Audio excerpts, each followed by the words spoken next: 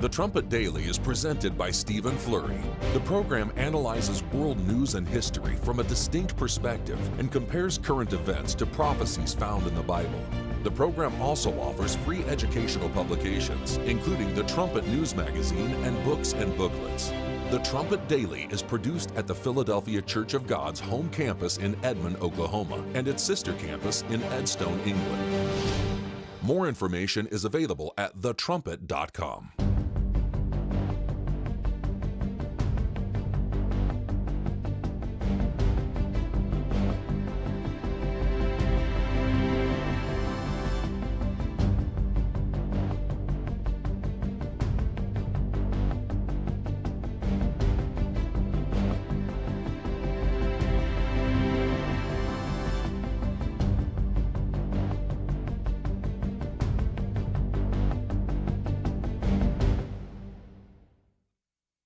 The Trumpet Daily program begins right now. Today's world news, what it means, where it's taking us. I bring you the one and only possible message of world peace. This is a message of hope, tremendous hope. And he said unto me, you must prophesy again. The Trumpet Daily program begins right now. Oh my God, ain't no place I'd rather be. Wow. Oh my goodness, wow, ante up. I'm telling you something, boys and girls, sports, there is nothing like it. I'm not gonna lie, I got goosebumps. This is special. Wow. See, the other part is, guys, I've been fortunate to play against the Knicks in the final. The one thing when you're a Spur and you come in here or you're a Rocket, your favorite people are rooting against you. Look at Johnny. That is a different feeling. You know. President Trump back at the White House this morning after making headlines at Madison Square Garden in New York last night. By the way, he's the first sitting president to attend an NBA Finals game. Reaction was pretty mixed last night. There were boos during the national anthem. But there were also chants of USA coming from the crowd. And the NYPD. As well as some fights with police.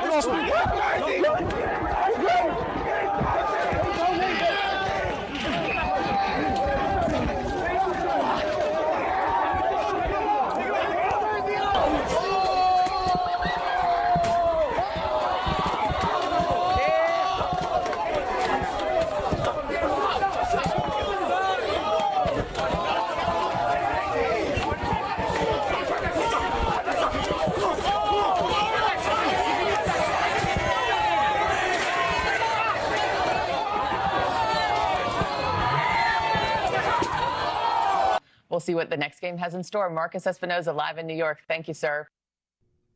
See what the next game has in store. Everything in America these days, it's a spectacle. The whole world is watching. Really embarrassing.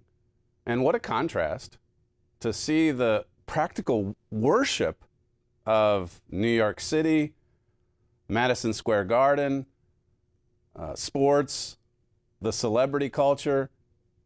And then it runs parallel with all of the violence and the crime and the evil and the danger. Perilous times, as the Apostle Paul said in 2 Timothy 3:1. You're listening to Stephen Flurry, and this is the Trumpet Daily. We appreciate you joining us for today's show. You can get to the live video stream at our website, thetrumpet.com, or the Rumble channel, or the YouTube channel. Lots to get to on today's show. As I was saying to the news gatherers earlier, this is exactly the way the devil would want to frame the scene, the event in New York City. You heard the announcer there at the start. There's no place I'd rather be. I mean, this is the Big Apple. This is New York City. The whole city is on fire for the Knicks. And then Madison Square Garden. That is the most famous arena in the world. And it's been 50-some years for the Knicks. They couldn't be more excited. And it couldn't be more violent. We'll see what the next game has in store for us. As I was saying earlier, I think win or lose in this series, one thing you can expect after it's over is some violence in New York City. Even the game itself. I mean, some could argue that the violence you saw there was maybe the game, not so much the post-game reaction. Even President Trump commented on just how rough and physical the NBA is getting. It makes me think of the joke when I was younger about going to a fight and a hockey game breaks out. It's becoming the same with all of the sports. President Trump was asked about his exchange with the NBA commissioner. This was on the tarmac after the game, which he attended, as you heard there in the cold open. But here's how that went down. Clip 12. With the game tonight. Commissioner Silver he came over to pay his respects. You know, as president, he came over. We talked a little bit about the NBA and about the game, and the game's changed. I said it's gotten rougher, which is a good thing, not a bad thing. It's gotten rougher. When you look at the way they guard people now, I don't remember them doing that 10 years ago. And he knows a lot about basketball, but it's good. It's good for the game. You think the NBA it's a tougher game. It's pretty interesting to just think about the difference in 10 years. Even for this man, he used to go to Madison Square Garden all the time and sit right there on the front row, and the whole crowd would cheer for him. That was just a little over 10 years ago. Now, even during the national anthem, you have to boo Donald Trump loudly. It was a mixed reaction, but still, you're in New York City. I mean, it's NBA basketball. This is from MS Now. Look at how they reveal themselves, really. I mean, what has changed in these past 10, 11 years? Most significantly, lots of things have changed, for sure. The game has changed. It says there was a time when Donald Trump's presence at the world's most famous arena wasn't just welcome, it was trumpeted. In that not too distant past, Trump, who was born in Queens, was part of Manhattan's fabric.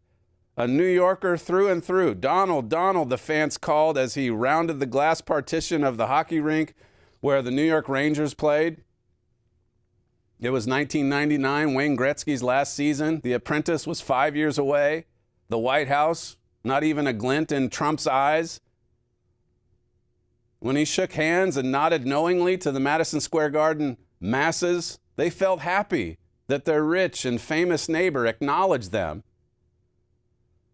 But Monday night, as President Trump smiled broadly and saluted while the Star-Spangled Banner blared and his image was shown to masses on the big screen for almost 8 seconds before Game 3, heckling, jeering from every part of the arena was focused like a beam of white-hot, angry light into New York Knicks owner James Dolan's luxury suite where Trump stood. Yesterday we talked about sound-mindedness and high-mindedness. More and more you don't see sound minds. You see a lot of high-mindedness. This morning I was reading a previous article, it's not too old, a couple months ago, my father wrote, going through John 13 about being happy. Christ telling the disciples, if you wash one another's feet, if you humble yourselves, you'll be happy. And my father said the reason we don't have the happiness and the joy is because we're too vain and arrogant. There's too much high-mindedness, in other words. So the crowd spills over into the streets last night, and you saw what happened. This is about to explode. It's a tinderbox. You see it in every sector of society. You see it internationally with wars and rumors of wars. You see it with the knife crime in the UK. There's a terrorist just yesterday, or maybe this morning, I don't know which, tried to behead a British citizen in Belfast. We'll get to that in a minute. And this is not an isolated case. There was a knife attack in Manchester as well. They had to shut down a school. What's it going to take? I was thinking earlier, what's it going to take for just ordinary British citizens to stand up for themselves, to fight back? I'm not suggesting answering violence with violence is the solution to all of this, but you can't just lay down and let someone stab you to death. Not in today's world. It's amazing that they're not beating down the door at 10 Downing Street. Considering how little it takes for other nations or other religions to take to the streets in rioting. One tiny incident in one case and in another case, it all shows the sickness and the high-mindedness of our people, of our nations. Sin is the cause. Sin is the root cause. Just, hey, bring them all in. Sudan, Somalia, invite them in, and don't really crack down on them for carrying around knives. Just go after the white British people. Another foreigner brandishing a knife in Britain, right in the middle of a neighborhood, right in the middle of a street, trying to behead the victim who's in critical condition. If I was New York City, I'd be a little concerned about Game 4 and about the end of the series, even if they win. There's going to be some violence and looting. That's my prediction. That's New York City. Mr. Livingston reminded me of the big deal that it was for Oklahoma City fans last year to tease, I forget the star's name from Indiana. His dad was on hand wearing his Indiana Pacers jersey for the finals. And the media tried to blow that up into this violent confrontation and how OKC fans are horrible. No city is perfect. But what we're looking at in New York City, and again, here is exactly the way the devil would want to frame it.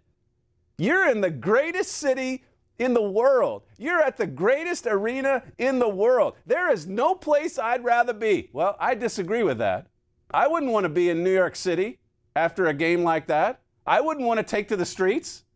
It's easy for those $1 million, announcers with their private security detail exiting the arena in their private exit, with their limousine ride waiting outside, probably bulletproof these days. But what about ordinary people who are just walking down the streets of Belfast and attacked by a knife-wielding terrorist that Britain just invited in? A tinderbox. The intensity of the garden's displeasure did not wane even when Trump's granddaughter Kai was shown behind him. The president smiled and saluted throughout his cameo as if he were impervious to the crowd that likely wished he had picked some other garden party to crash. So this is MS Now exposing itself. Why 10, 12 years ago would they rise to their feet and trumpet the arrival of Donald Trump? And why is it so starkly different today? Why is there so much hatred and animosity today? Well, in large part because of MS Now and other outlets like that. They hate Donald Trump. They hate what he stands for politically. They hate the MAGA movement. And they've been known, by the way, the legacy media, to encourage violence, to encourage mayhem and looting and burning. They did it in the St. Floyd riots, 2020. I mean, that period it's like it ripped the Band-Aid off of our society, and we were fully exposed for how hateful and vain and high-minded we are, encouraging, promoting violence. The truth of it is, Donald Trump hasn't changed much since he visited Madison Square Garden 12 years ago. You can look at clips from 20 or 30 years ago, what he said about China, what he said about Iran, what he said about us getting ripped off abroad. And then you get to his campaign in 2016, and he said so many of the same things, but he came down the escalator the year before as a Republican. And that is unforgivable. In the eyes of a very left-wing professional sports association, in the eyes of a very left-wing, radical leftist New York City,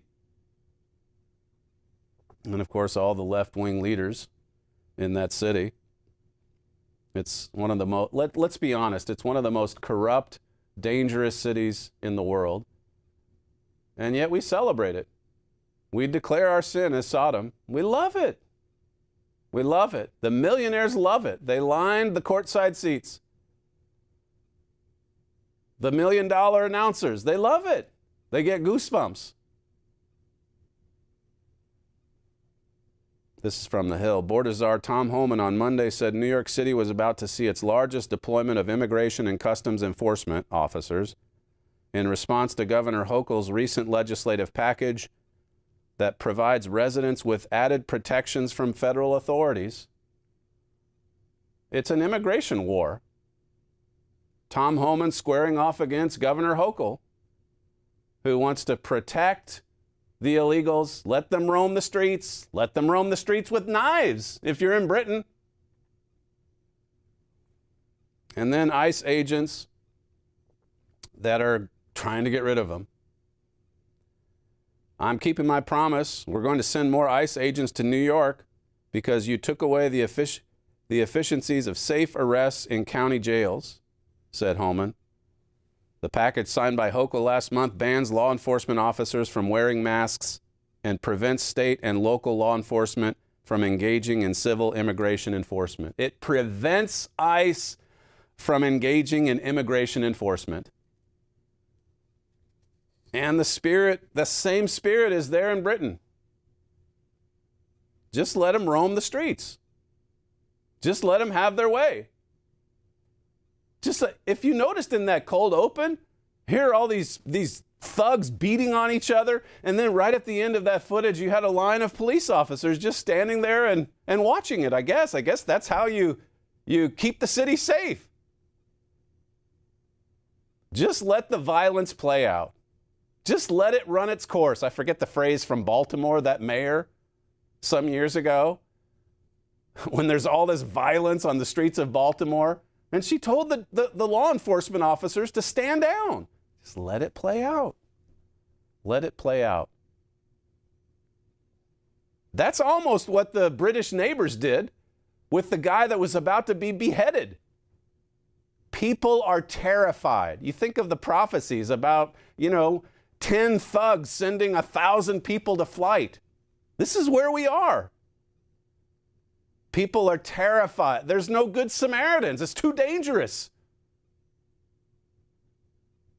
And so they're over there saying, hey, stop it. Leave them alone. And finally, someone comes with a shovel or a spade or something and starts beating the terrorist. And maybe, just maybe, it'll save the life of the victim who had his neck and face slashed. We'll see. This is from GB News, I think, clip 1. Now, a man is seriously injured in hospital after being stabbed repeatedly in the neck in North Belfast late last night. Police were called at around 10:30, where officers arrested another man in connection with the incident. Some horrific speculation about this attack, some people calling it an attempted beheading. Well, I was probably the only mainstream media crew on the ground here last night. I arrived at just about 11 o'clock. That attack took place at 10:25, and I can tell you the scenes here were chaotic at that stage. What the ambulance service had to deal with at that point must have been quite disturbing. Last night you could feel the anger in the community over the amount of immigration that has came into this area and put real stress and pressures on facilities that are here. We're just hearing from the police now. They are saying that the alleged attacker is believed to be Somalian and in his 30s, and the alleged victim has significant injuries to his face, neck and back. I'm afraid we live in a very dangerous time when it comes to the whole question of immigration and people's attitude. A very dangerous time. He's right about that. We just had the story last week. I forget, was it Southampton? It happened in December. The trial just concluded. The police, they arrive on the scene and they side with the perpetrator. They side with the terrorist. They side with the knife-wielding Sikh who said, hey, he pulled my turban off. And the guy's lying, the victim's lying in his own blood, saying, I've been stabbed. And they're handcuffing him and reading him his rights. At least that didn't happen this time. At least there were a few neighbors, almost too late, but at least there were a few neighbors that intervened.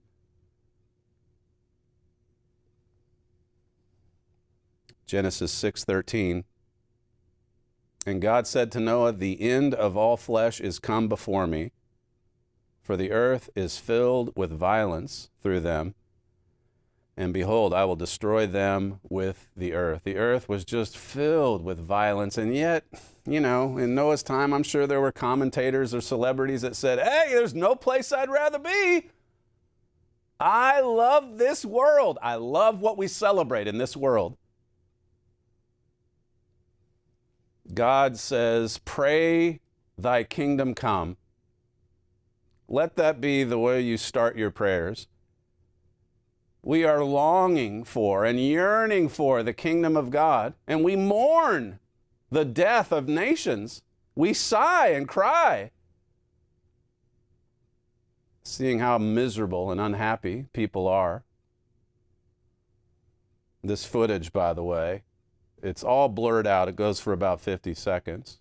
So you don't see violence, but it's horrific nonetheless. So if you've got little ones, make sure you either turn the show off for a moment or put them in the other room. But we felt like it was necessary to show it. Clip 6. I'm dead. He's just killed him. Hurry up. He's dead. He's completely dead. Yeah, No, he's not. Has he got a knife? Yeah. Get off him, you rat. Yo! He's cutting him. He's cutting him. He's trying to cut his hair off. He's like, hurry up. Hurry up. He's slicing his hair off here. Hurry up. Hurry back. Come on. Get him. Come on. Get on down. Let him go down. Yes. Yes. Get up. Get up. There's a cop. There's a cop. Back off. Back off. Back off. Bro. Get off. No. Bro, get off. He's trying to cut his head off. I can't tell him in the head. He's trying to cut his head off. He's just off here. He's just together. And of course, the headlines this morning in the UK, they're in quotes, attempted beheading.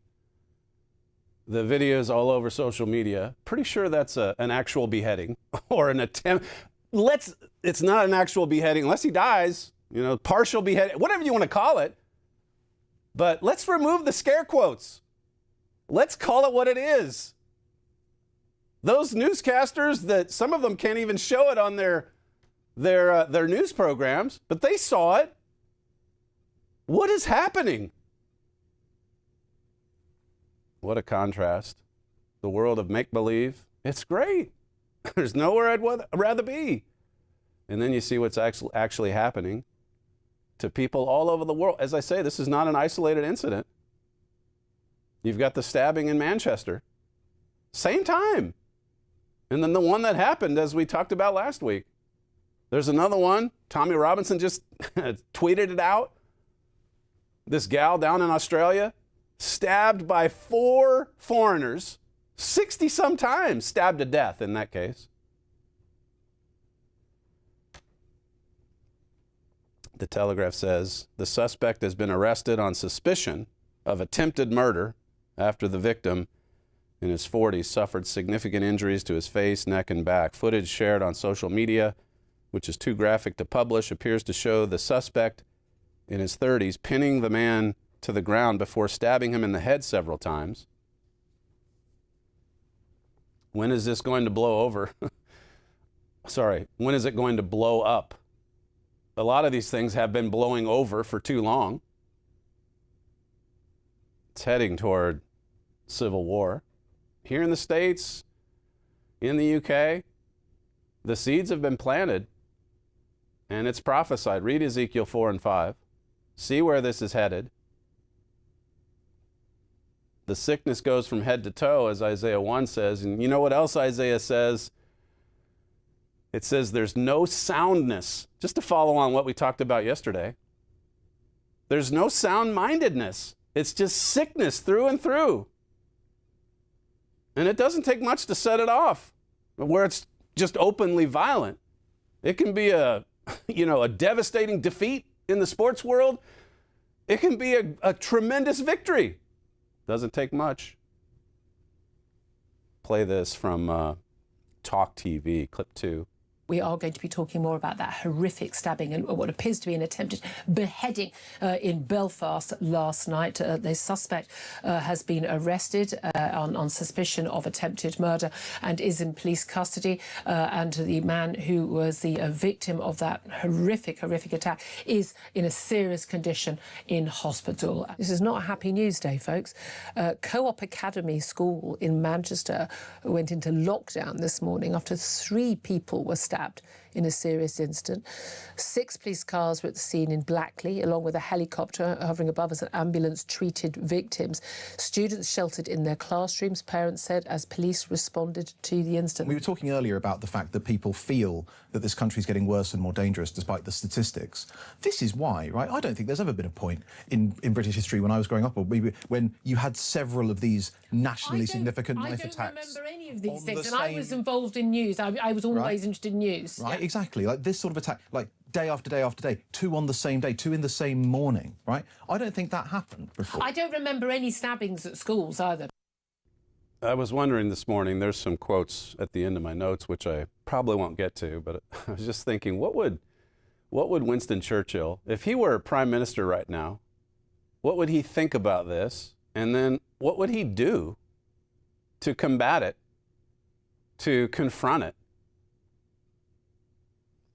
Here in New York City, you've got Governor Hochul trying to protect illegal immigrants. And you've got ICE. They're ramping up their numbers so that they can enforce the law. And so you've got the government squaring off with the government. This is from the Irish Mirror, clip 8. It was horrific to watch. It's almost difficult to comprehend the barbarity of this attack, that there was a man pinned on the ground. He seemed to be in a helpless state, and yet he was continuing to be attacked with a knife by a man who had him pinned down. You can hear other residents shouting and telling him to stop attacking him. There's a prophecy I'm just highlighting here in my notes. Ezekiel 7, verse 23. Make a chain, the land is full of bloody crimes, and the city is full of violence. I'm sure in Britain they celebrate Belfast, as well as Manchester and Liverpool. These are all the famous cities with the big football clubs. Birmingham, of course, London. Here in the States, New York City. There's no place I'd rather be. This is another one from Talk TV, clip 9. Horrific attack in Belfast last night. The details, even just describing the details is pretty too much information at this time of day. It's grim, it's upsetting, it's arguably one of the worst things we have seen, and it's thrown up an awful lot of questions about everything from immigration to those that carry knives and those that are willing to use it to attack. Absolutely. I mean, the video is so graphic that we can't even really show it on this channel. Societal breakdown is something that has been an overarching theme of the news cycle this year, but really it seems like it's come to a head with the last few weeks, you know, when you've got stabbings, murders, but it just seems like it's problem after problem, and violence. Violence is so rampant now. That's Genesis 6:13, and you can frame it any way you want. You can say it's great, that this is the greatest city on earth, or this is the greatest arena on earth. But what is the reality? Yesterday, I just spoke about living in a fantasy world, and it's on both sides of the aisle politically. My father wrote in 2019, this was at the Trumpet. Well, actually, I can skip that because it leads into the prophecy in Ezekiel 7, which I just mentioned, that chain of bloody crimes. But let's play clip 11.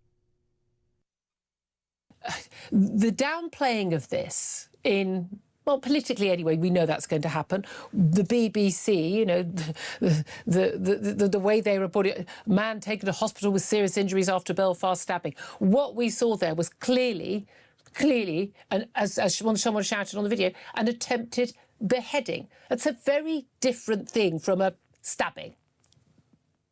Yeah, and this is what is leading to the pure cold rage, frankly, that tens of millions of British citizens are feeling about the way we're being treated by the authorities. We're not stupid. We've got eyes. We've got ears. We know what's going on, and we can tell when information is being withheld from us. Listen to one clip from my father's Key of David program, and he's talking about Ephraim in particular, the British people coming from the tribe of Ephraim. You can study more into that if you'd like to order United States and Britain in Prophecy. But this was a Key of David show from back in 2012, clip 10. Judgment, mercy, and faith. God wants judgment first ahead of mercy and faith. Now, if you have a lack of good judgment, it's going to wreck your mercy even.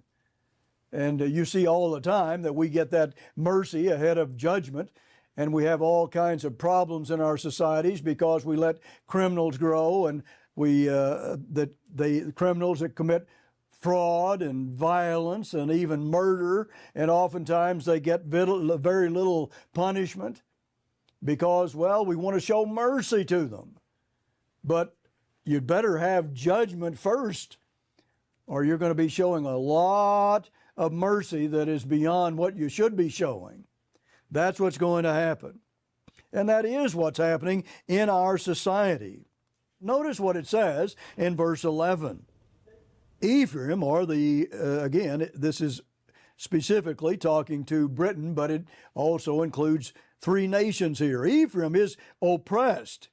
In other words, they extort from people by fraud and violence. Why do they do that? Well, Ephraim is oppressed and corrupt in that way and broken in judgment because he willingly walked after the commandment. So here is the problem. They're broken in judgment. 3 nations have that problem in this end time. 3 nations in particular. 2, I think, we should draw attention to. Ephraim and Manasseh, America and Britain. Because in the case of little Israel, Judah, at least they're going after Hezbollah, and they'd like to finish the job in Iran, but the president in Manasseh won't let him do that. Notice, too, how the theme in Israelite nations is that you've got to go after the individual or the nation that's defending itself. That's what happened with Henry Nowak. The police showed up, and they sided with the criminal. They sided with the murderer. And even on that point with mercy and judgment, to see this wall of police officers just standing there watching the melee, watching the fighting, watching the punching. Well, we got to show mercy. We just got to let it play out. It'll die down. Where's the judgment? That's the one big difference, really. If you think about the time period that Winston Churchill was prime minister compared to today, there is no judgment. That's because it's broken. Broken judgment. Well, we've got to be merciful with the Somalis, with the Pakistanis, with the rape gangs, with the knife-wielding Sikhs, with the thugs on the street of New York City. Just let them do what they're going to do. Well, we're seeing what happens when you take that approach. The Henry Nowak footage, we played that for you last week. It perfectly typifies what we're seeing with little Israel. How can they, after October 7 of all things, how can they be the evildoer, the aggressor, the one instigating violence? No, people are having to evacuate northern Israel because of the nonstop attacks coming from Hezbollah. And then here comes Iran using Hezbollah as leverage. And basically President Trump siding with Iran. Well, listen, They're only sending those ballistic missiles that happen to be the size of a bus, by the way. They're only firing them at Tel Aviv because of what you're doing in Hezbollah. So dial it back.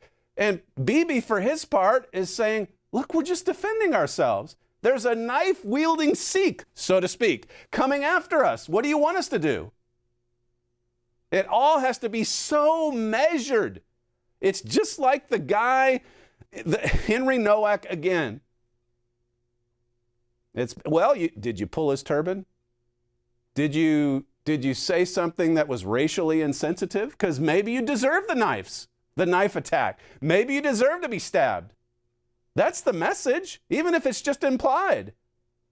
So they lobbed these ballistic missiles into Tel Aviv, and then President Trump, the way he's related it, I said, okay, if you're going to lob some back, I'd rather you not fire back at all. If you're going to lob any back, just a few, and then both of you dial it down, let's make a deal. What message does that send to a knife-wielding terrorist?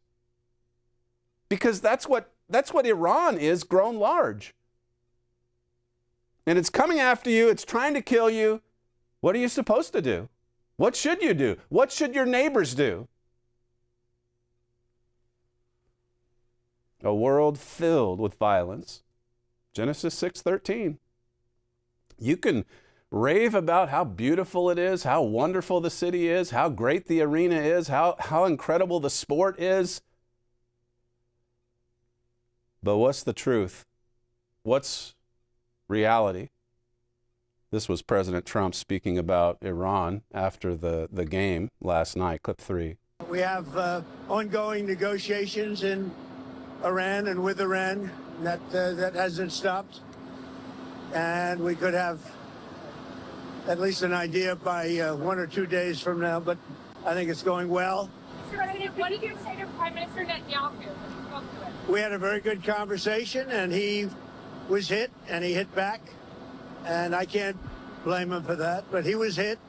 He hit back, and now they've called it quits, so they're going to just leave each other alone for another week or something. It's been going on for a long time. You could say about 3,000 years if you really want, but certainly it's been going on for 47 years. But no, he hit back. They were going back and forth, and now they both agreed through me to stop. And we're in the final throes of what will be a very, very good deal that will not allow in any way, shape, or form nuclear weapons, etc. And the Strait will open up right away. It'll open up immediately upon signing, which could be in 2 or 3 days. A very, very good deal. We're going to sign it in 2 or 3 days. There has been violence for 3,000 years, but we'll leave that aside. There's no place that I'd rather be than at the negotiating table with the knife-wielding terrorist. It's going to be very, very good.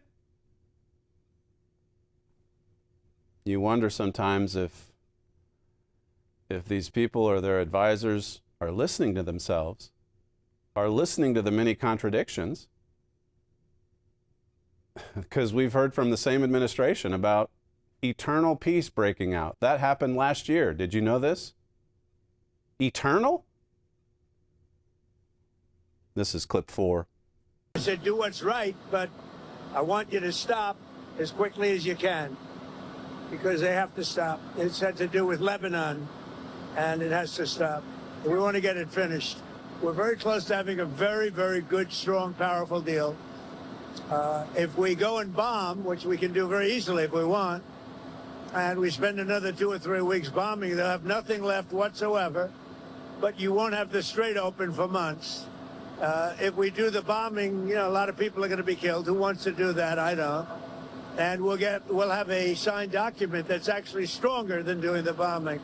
The document, the signed document, the peace pact, it's actually going to be stronger than going in for unconditional surrender. That's delusional. Sorry to say. But again, looking at the spirit in the air, Israel is defending itself. Israel didn't they didn't launch this operation on October 6th, 2023, and march into Gaza City, what would the world have reacted to had they done this? Think about the reaction. Israel didn't send Jews into Gaza City to rape and pillage and burn and murder and take hostages. No, Hamas did that in the other direction. All of those Israeli cities, kibbutzim that I visited some time ago, and all of these makeshift memorials for dead Israelis, Israeli women that were raped multiple times, disfigured, dismembered, stabbed to death, babies, children, women, men, all of the old people, just indiscriminate murder and raping and beheadings. And the attacker in Belfast last night, he was just trying to cut the head off of a British citizen. But we've got to just stop the violence on both sides, sign a piece of paper, because who wants to kill the murderer? That's really what President Trump is saying there. Just lay down the weapons on both sides. And, you know, as history shows us, one side will do it for a short period if it gets a temporary ceasefire. Israel knows, though. Netanyahu knows if Israel were to do that in the north of Israel, next to Lebanon, or with Iran, it's only a matter of time before the knife-wielding terrorist strikes first. Israel is defending itself. Ordinary citizens, in Britain in particular, certainly with respect to the stories we've spotlighted over the last week, but to some degree in America too. Governor Hochul says just let them all in and keep ICE out. ICE is the problem. The federal government is the problem. What kind of world is it when you see the leaders in Ephraim and Manasseh rise in defense of the aggressor, the killer, the murderer, and single out the one who's defending their life or their nation as the problem? Melanie Phillips says this: other media have also been presenting Israel falsely as the aggressor rather than defending itself against Iran, which has been using Hezbollah to attack Israel. It's business as usual. The truly wicked media, distortions which present Israel falsely as evil rather than the target of real, unadulterated evil, and which have done so much to fuel murderous hatred against Israel and the Jewish people. Israel is the problem. The victims are the problem. Listen to this from Vice President Vance recently, clip 5. Obviously, we've been very involved in these negotiations, Jesse. We're going to take the attitude of accomplish the president's mission, but verify over the long term that the Iranians are keeping their end of the bargain. It's a tall order, but it's one that the president has put us in a good position to achieve, because let's be honest, Jesse, the Iranians don't want this war to continue. It's not in their best interest, and I think they're coming to the table, putting some real things on the table. We're, of course, going to verify it, but if we get to this deal, it's going to be a home run win for the American people. It's amazing how certain or sure of themselves and their opinions they are. It's going to be a home run. It's going to be an awesome deal. The Iranians, they don't want war. They're a peace-loving people. My father wrote in April 2026, this was the Trumpet just recently, God wants us to trust him, not only individually, he also wants our nations to trust him. If you're going to trust God, you must trust him completely. You can see the title of this piece. World War III will start with Iran. That's what we're dealing with here.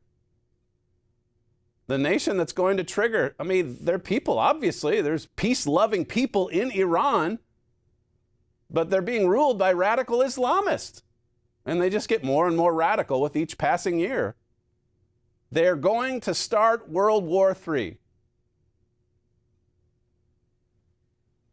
It says you can't be halfway about it, just invoking his name, God's name that is, or offering up a few token prayers and expect him to protect and deliver you. Half-heartedness is not going to cut it with God, whether it's with respect to religion or whether it's with respect to fighting the number one state sponsor of terrorism. You can't go halfway and then say, okay, everybody just drop everything and let's sign this deal. It's going to be a home run. What would Winston Churchill think about that reasoning? To say nothing of what God would think. Listen to this quote. Our world has chosen the way of warfare instead of full trust in God. And if you're going to war in this evil world, you had better go all the way. So it's obvious that we're not looking to God for protection. We're not trusting God. We're not trusting God 100%, not even 1%. So then, as my father says, if you're just going to go the way of this world, if you're just going to war like they do in this world, you better go all the way. You better eliminate the perpetrator. You better eliminate the attacker. It says, weakness in a world full of beasts will get you killed. That's what we're living in. And you can talk all day long about there's no place I'd rather be than in Madison Square Garden, and also, you know, in my apartment or my posh hotel, which has 24-hour security. You can talk about that as long as you want, but we're living in a world full of beasts. That's what my father wrote in the April issue. And they prey on weakness. They prey on weakness. My father wrote in 2019, this is a Royal Vision article, talking about the lion has roared, Amos chapter 3. It says, when you see what is happening in the nations of Israel, how can you not prophesy? How can you know all that God has revealed and keep quiet? I had a scripture blitz. I don't even know if I got to it on this program. I just saw it in a search the other day. It's from a couple months ago. It's in my TD notes. Just all the verses, one after another, after another, after another, describing life in the last days. And when you read all those verses, if you're thinking the right way, your reaction is not going to be, hey, there's nowhere else I'd rather be than right here in this world. Well, where we would rather be is in God's world, God's kingdom. That's why Jesus said, first thing on the prayer list, thy kingdom come. Well, after you hallow God's name, after you praise God, after you thank God for his truth, after you tell God how much you appreciate having your mind open to the truth, then you pray with energy, with fervency. You pray, your kingdom come. I've had enough of Satan's kingdom. The nations of this world need your government. They need your family government. They need your godly rule. They need your laws. They need the 10 Commandments. They need the law of love. They need God's family. My father says here, the world is getting sicker and sicker. Those who don't have God's hope just want to escape. They have their sports and entertainment. Let me just say that again. Those who don't have God's hope, they just want to escape. Escape into the world of entertainment, sports. One of my news gatherers just sent me this article from Herbert Armstrong, 1985. I can zip through some of it quickly. When our work of God was only about 2 years underway, or 3, in Eugene, Oregon, we just got had a program play this past weekend that we filmed in Eugene. He's talking about some of the early days, some of the early converts that came into the Philadelphia era of God's church. He says, I found the need of something relaxing, something to get my mind for a little while off these serious problems and this driving activity. My wife, Loma, and I found a total change mentally in attending occasional basketball games at the University of Oregon.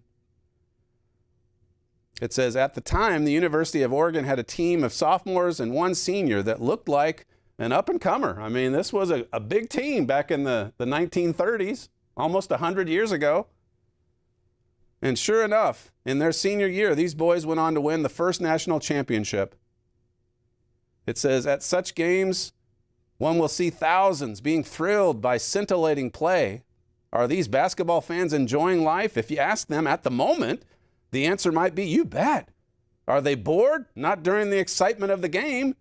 Do they feel a sort of mental, emotional, or spiritual hunger?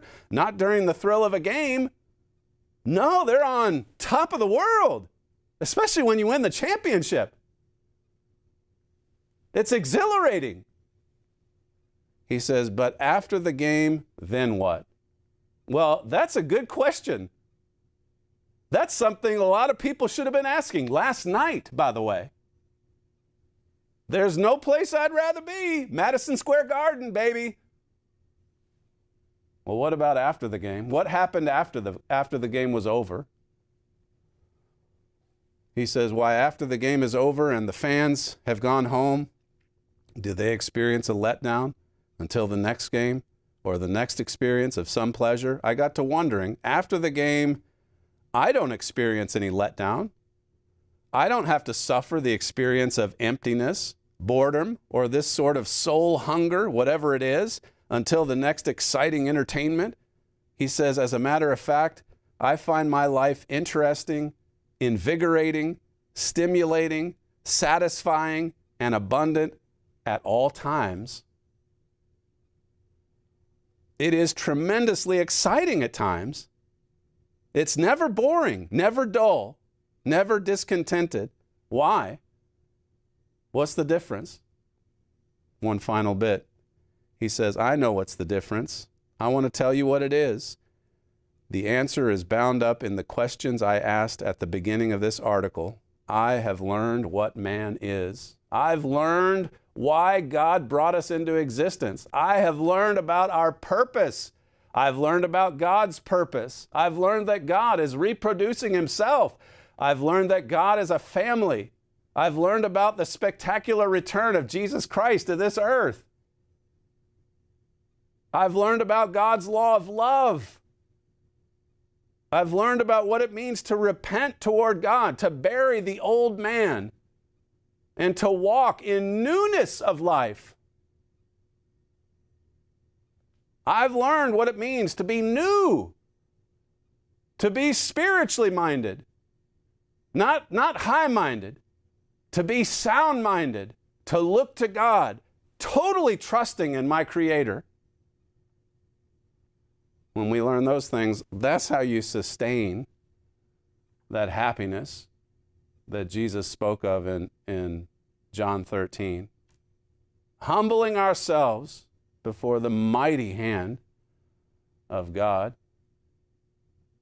and then filling up on the life of Jesus Christ through the Spirit of God, the mind of God, the power of God, the life of God. That's all we have time for on today's show. You are listening to Stephen Flurry, and this is the Trumpet Daily. Thanks for joining us today, and we'll see you tomorrow.